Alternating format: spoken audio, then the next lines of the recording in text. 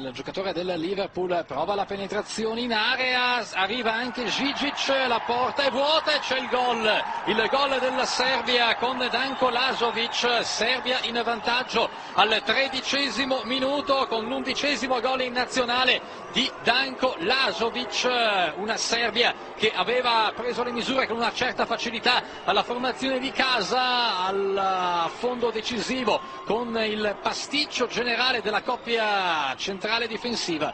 Ne ha approfittato Danko Lazovic per mettere il pallone in rete.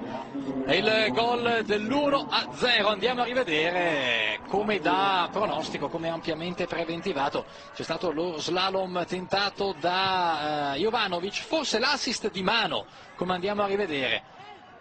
L'affondo di Jovanovic, sì, assist con il braccio, questo era un gol da annullare.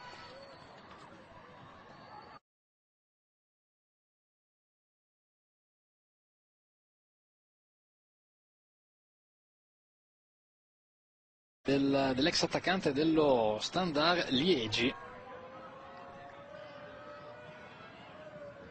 passato al Liverpool a costo zero la scorsa estate, un grande affare per la squadra gestita da Roy Hodgson.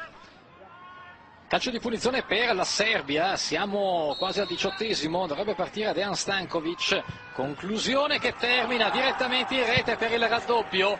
Al 18° minuto il raddoppio con il 15° gol in nazionale di Dejan Stankovic.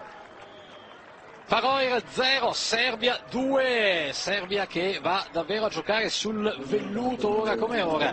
Gran gol per Dejan Stankovic, ovviamente le statistiche della Serbia, i 15 gol segnati da Dejan Stankovic, contano anche le partite disputate quando la nazionale si chiamava Serbia e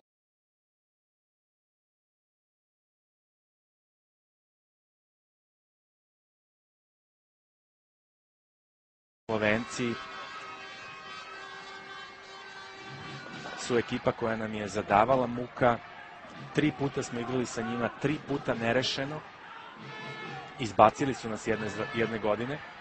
Evo prilike. Žigić postiže prvi pogodak. Prvi pogodak od 1. maja kada je bio strelac za Valenciju i prvi gol za reprezentaciju još od prijateljske utakmice u novembru 2009. u pobedi nad Korejom.